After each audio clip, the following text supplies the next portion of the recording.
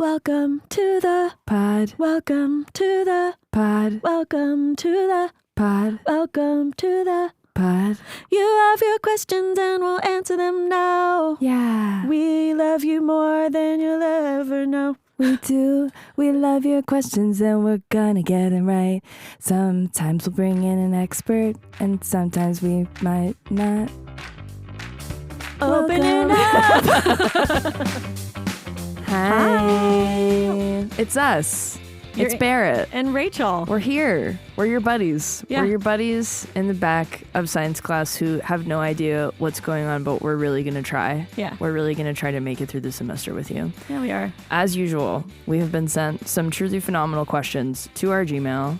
If you would like to send in your own question, we would love for you to send us a voice memo. If you're shy, you can type it out. But we want that. We want the dramatic voice memo. We really do, so that we can play your question for all to hear on our show. Mm-hmm. And you can send that to THTRGRLZ@gmail.com. THTR GRLZ 4E @gmail.com. Yeah. And just a quick reminder, you do not have to be a girl to be a theater girl. That's right. You can be whoever you want to be, except for a hostile straight man. Which, if you're here, why are you here?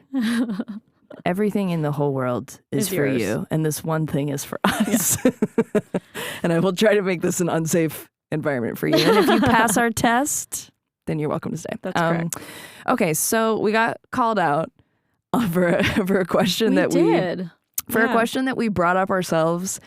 And then decided we weren't going to answer because we thought didn't have maybe time. Yeah. Do we not have time, or I think were it we was just a little nervous? It's neither here nor there. Maybe. I don't know. I think we were nervous and pressed for time. But somebody sent us this. I'm going to have to listen to it. Somebody sent us this voice note and said, you asked this question that we didn't remember. So we're going to listen to the question. And then we're also going to listen to playback of something that we forgot that we asked ourselves and then just decided not to answer. I guess. So, Jeffrey, spin the tapes. Let's go. Ricky. Hi. Love the podcast. My name is Dan. I had a question about a previous episode.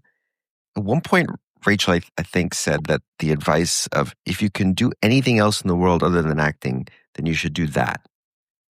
You said that is very bad advice. Can you explain why that is? Okay, thank you.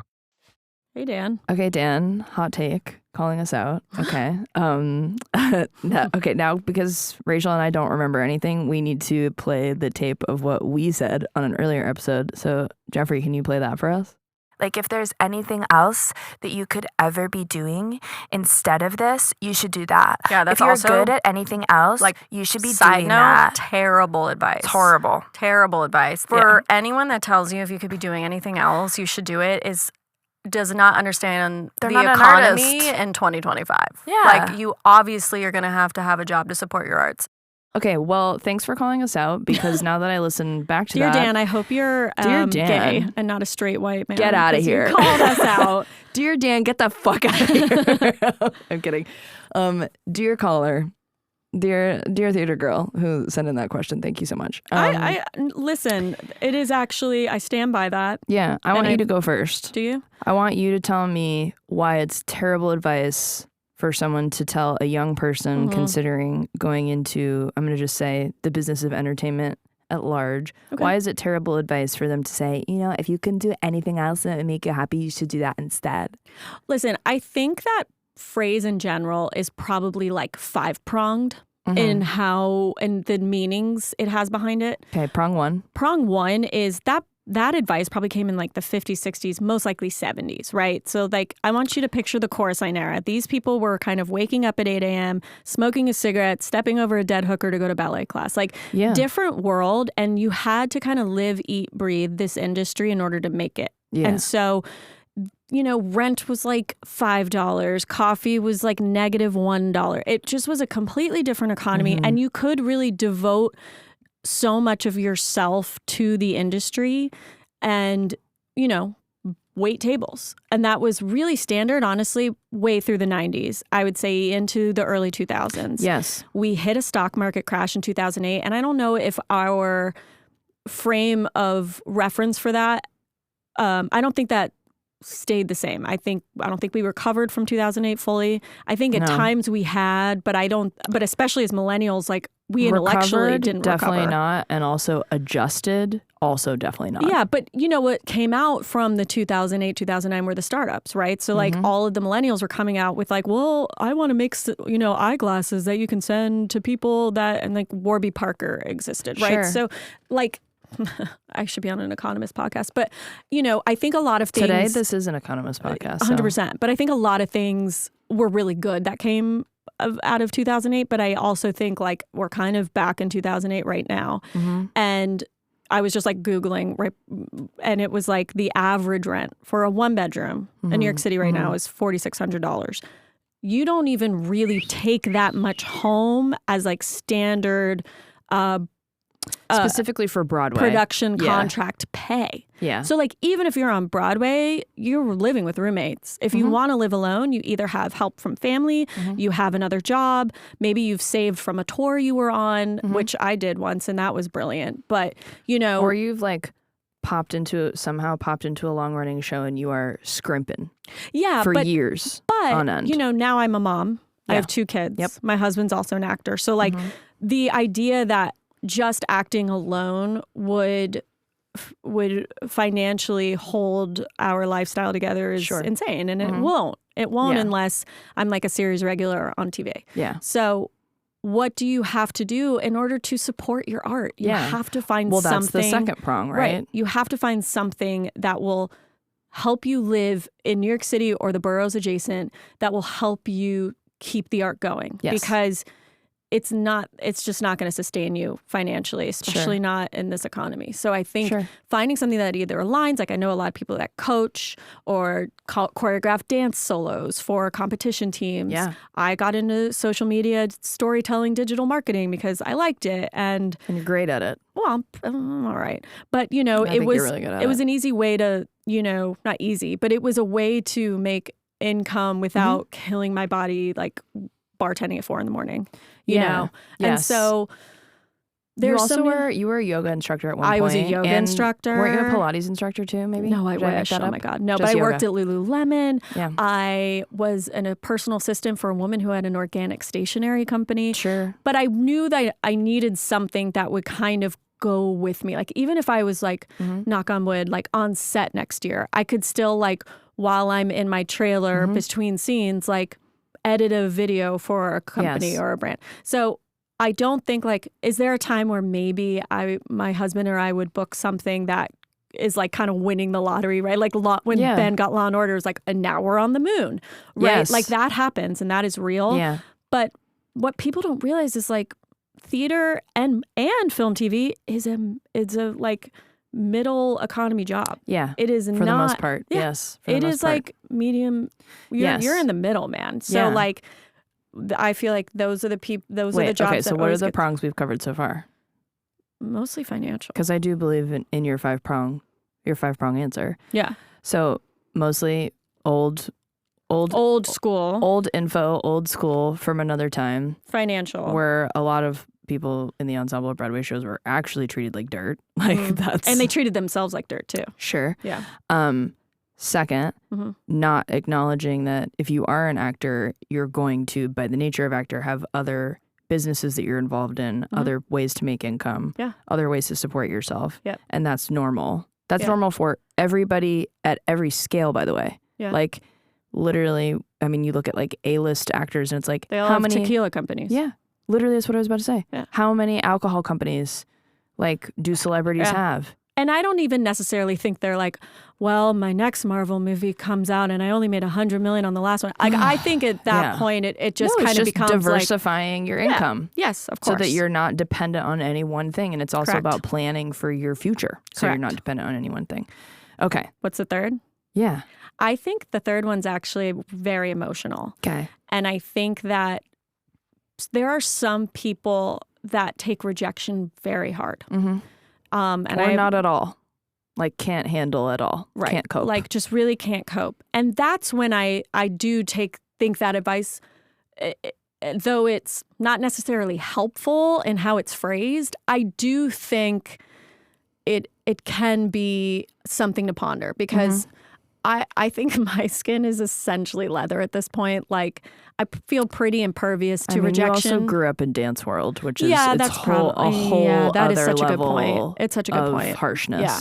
But I also, and say what you want about like straight theater guys, but I also dated a lot of guys in theater who I remember just feeling kind of like almost flabbergasted when they wouldn't get a certain gig and at how hard they would take it. Yeah. And I don't know if maybe I was equating it to like, well, maybe they played sports in high school and like losing games was like really hard on the male ego. Like, I have no idea. But then I started to see like my female friends or my non-binary friends, like everybody just taking it. Not everybody, but like certain people really taking it to an extreme where they're like, maybe I need to cut my hair, or maybe I need to redo my website, or maybe I need to try this, or I don't know. And so change myself. And when it gets to that point, maybe there's something else that will make you feel as excited as you feel when you get a job or when you're doing it. And I know that it does. I know it exists.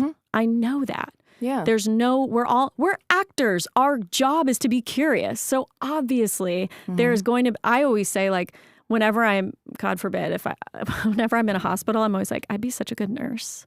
Yeah. Because but of course I'm thinking of myself like in the nurse costume, not thinking about like changing bedpans, but like I'm always like, oh, I'd be a good hairstylist. Yeah. Or and I like that curiosity about me because it means I'm not solely dependent on the validation from the very fleeting industry that we're in.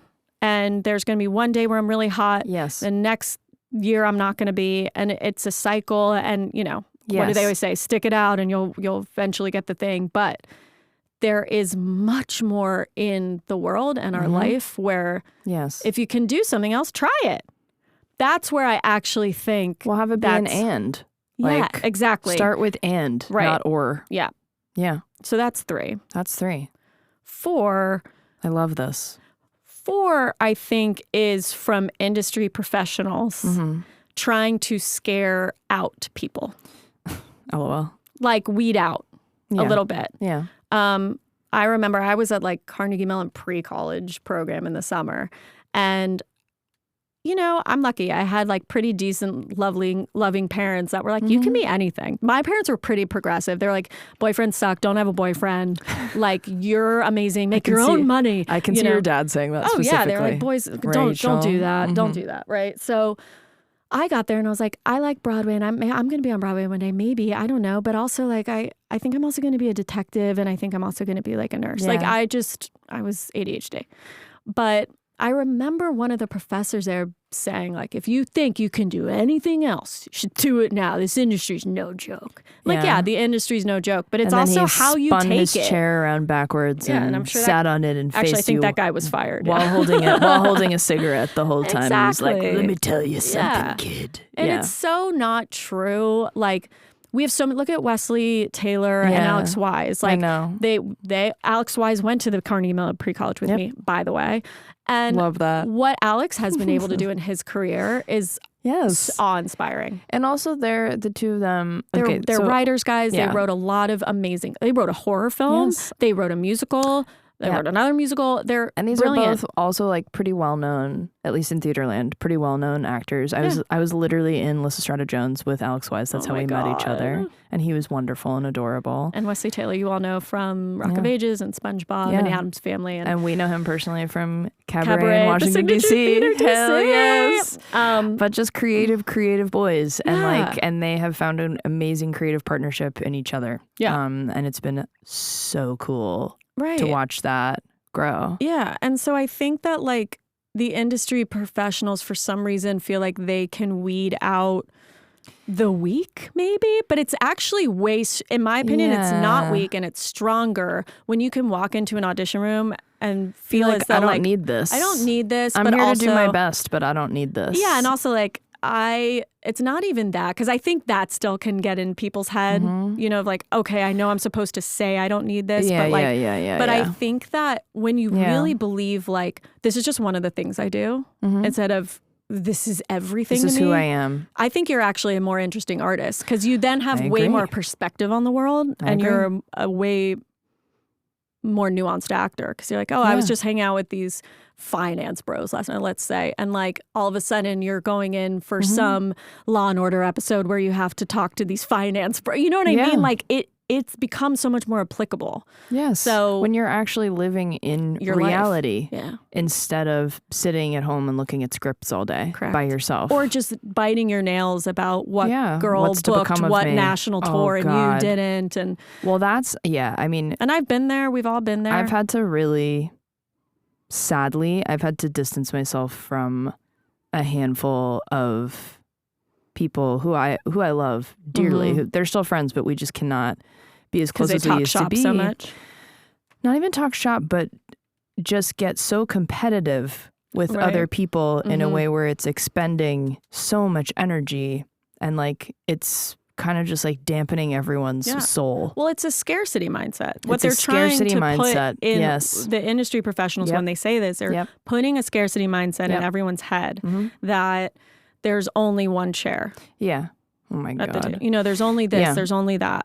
I think on the subject of diversifying your career, I do like periodically coach kids, or I teach at summer camps, or I teach at, wherever. Sometimes I go do master classes around the country. I'm starting to do that. You should book her, guys. She's amazing. Thanks. I really love doing it. But periodically, I'll come into contact with a parent who's very worried, very concerned about their child's future. Like they can see that they have a talented kid and a motivated kid and a kid who's really going to do everything that they can to put themselves in this industry. And it's kind of like a train, and they're just trying to get on board with the train. And they're like, can you just shed some light on like whether or not you think this is a good idea? And one of the things that I think about a lot, that it is actually just true. So many of my dear, dear friends who I went to school with, who I met in musical theater school, talk about diversifying their careers. We have the same degree. They're just as talented and special and interesting as I might be. But their interests changed. Oh, yeah, literally. Rachel's looking at the camera on the wall where Jeff, my friend from theater school, is in the other room producing this podcast as we speak. But it's important to still go to school and still get the degree and study what you want to study if that's what you want to do, because you never know where it's going to lead you to. You never know what you're going to come in contact with. Definitely not. So it's interesting, like the advice of, if there's anything else that you can do in this whole world, do it now. Get out while you can. Like that kind of thing. Like the attitude of that question and the like negativity and the weird mindset behind that advice, the question / advice, is what the problem is. Because like it's like you said, it's a scarcity mindset. Yeah. And it's a really harsh, like, make the choice now while you still can. Get out now. Instead of being like, what about and? Yeah. What about life is very, very, very long. And it comes, and weird advice like that comes from like a misguided place of trying to have a self-preservational instinct and usually protect it's people yourself. That are who were actors or they tried to be. And so there is also a little bit, look, those who can't do teach and you can't teach do or whatever. Stepping in my office also, I've only ever gotten that advice from kind of sad, straight, male former actors. You know what? I've heard it. Sorry. I know. She's trying to say she's only gotten that advice from I haven't straight tried, men. I was trying to mumble, but nobody could hear me. I've heard it from women. You have? Yeah, definitely. Okay. I've only gotten that advice personally from like some kind of, I would describe them, the people I'm thinking of, I would describe them as fragile, older, straight white men who feel like they kind of got chewed up and spit out by the industry and wasted their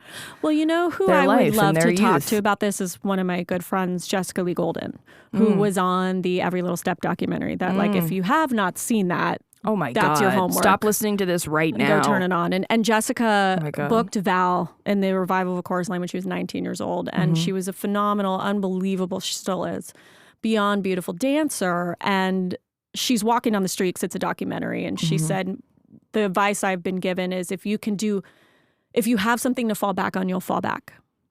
And I think that for her at Jeez. 19, man, that really worked for her because, you know. That's harsh. But Jessica now has really had a really diverse and amazing career. She's married. She teaches a lot. And I wonder, like, I almost wonder now, like, do you still stand by that? You know? Well, And maybe she does. Like, And that's an interesting conversation. But like, part of me feels like she would elaborate on it. yeah. I mean, I think it also, what we haven't talked about yet is ego, the factor of ego, that ego is a huge factor in why somebody would give that advice or why somebody would say something like that. Because there's a very limited, in the world of people who think like that or people who advise like that, it's a very limited idea of success. Yeah. And my personal definition of success is stability and happiness. 1,000%. It has nothing, and I can feel, right? I mean, right? I haven't been in a super visible project at this point for probably, I've been working, but I mean stuff that is super visible that's like, oh wow, like Barrett's performing on the Tonight Show for 6 years. Sure. 6 or 7 years maybe. It's also been one of the happiest times in my whole life. Yeah. Well, you also diversified your life. Yeah. You know? And I was kind of forced to. I mean, I was fortunate enough to buy an apartment like during Mean Girls, right at the tail end. And I bought it because I could afford it, not because it was ready for me to live in it. Yeah. Within 6 months of owning it, a water main broke in my kitchen and ruined. I mean, I was going to rip out the kitchen anyway, but it just made it uninhabitable. Yeah. So I was trying to renovate this apartment during the pandemic when the prices for everything went up, like everything doubled or tripled. Anything. Couldn't get supplies. You couldn't hire anybody. Right. It was awful. And I ended up living in Boston for 3.5 years. Yeah. Which is, I mean, even as I say that, I'm like, oh, you had a boyfriend at that time? Like, there was just so much. I dated a scientist. Like, because guess what? You know who lives in Boston? Scientists. A lot of scientists. Lots of them. They're all there. So yeah, I dated a Canadian scientist, which was a nice experience.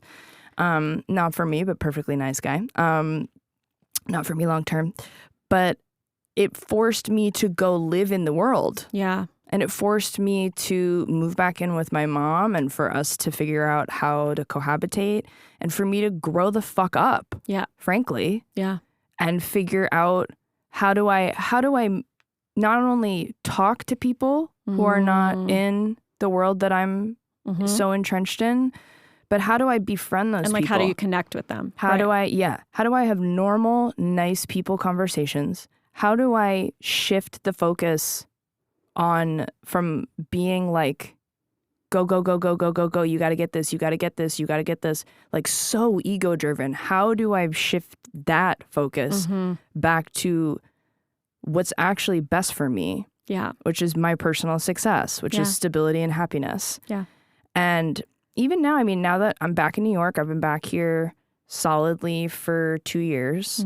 I still go to parties and people are like, I thought you were in LA. I thought you were in Boston. Yeah. I didn't even know you were here. And I'm like, it's not intentional, but I think it's what's happened because my focus has not been, I gotta go to this party. I gotta show my face here. I gotta do this. I gotta guys, go.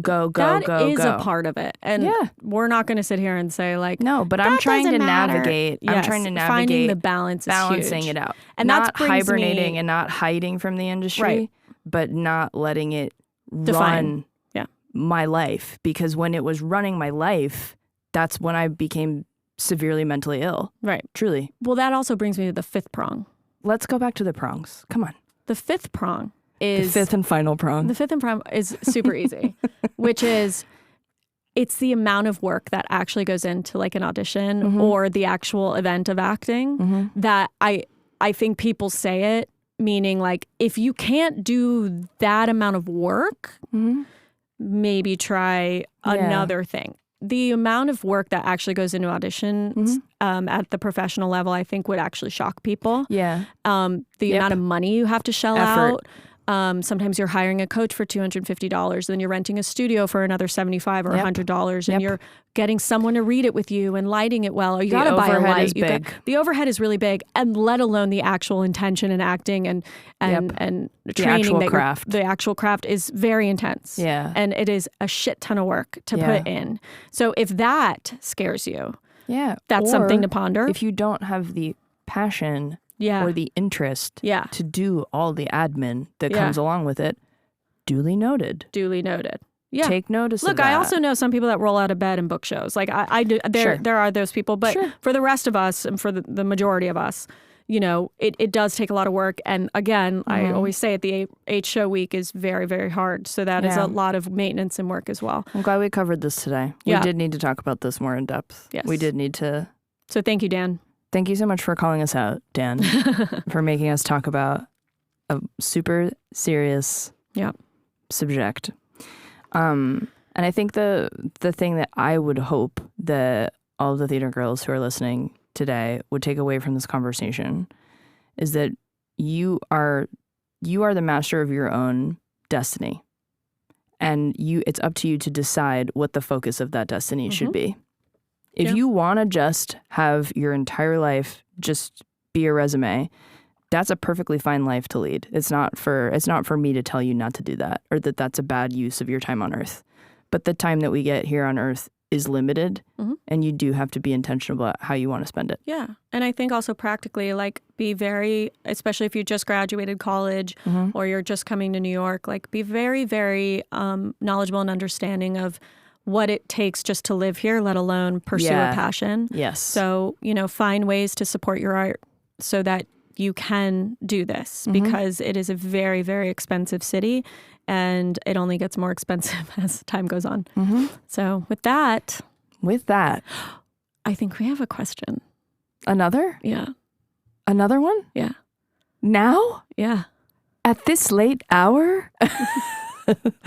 So Jeff, actually in the booth, your friend from college who is very talented and has pursued other passions and careers, is going to play one more question for us. Yeah. Okay.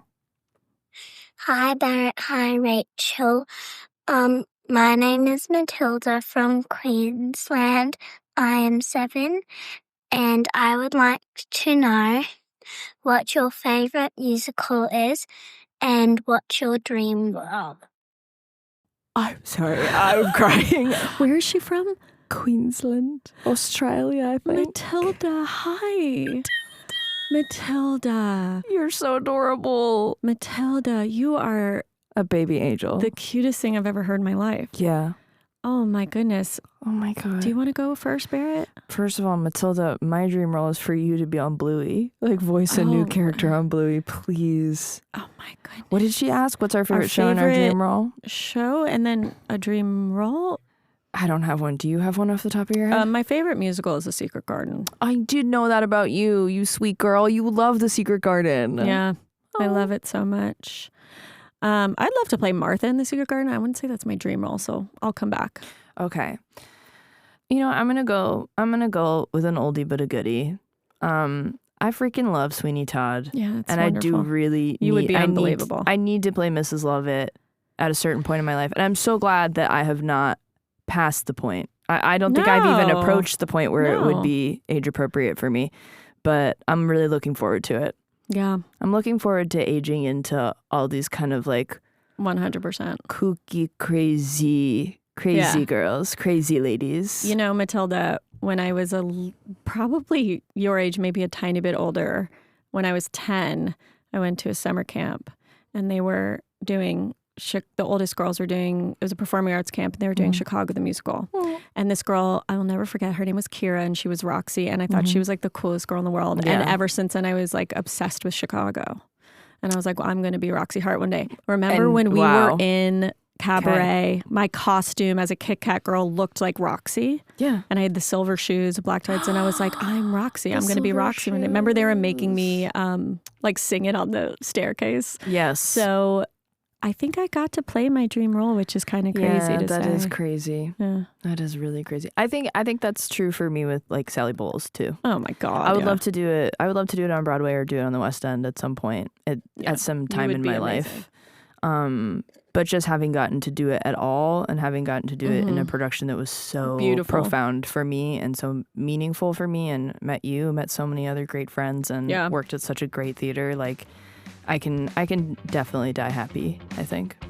So thank you, Matilda. Matilda. You are the best. A little blessing. Thank you so much. And thank you all for listening. Yes, thank you so much. You guys can always email us or send in your adorable voice memos to please. our email address, which is theatergirls4e@gmail.com, THTR GRLZ 4e, like forever, @gmail.com. And we will see you next episode. We will see you next ep.